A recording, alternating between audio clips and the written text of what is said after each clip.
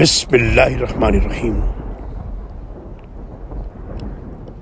بلا شبہ میں ہی اللہ ہوں، میرے سوا کوئی خدا نہیں، لہذا میری ہی عبادت کرو اور میری یاد کے لیے نماز قائم کرو۔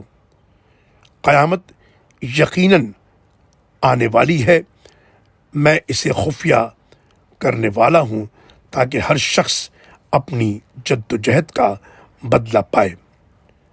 لہذا جو قیامت پر ایمان نہیں لایا، اپنی خواہش کے پیچھے لگا رہا، تمہیں اس سے روک نہ دے ورنہ ہلاک ہو جاؤ گے۔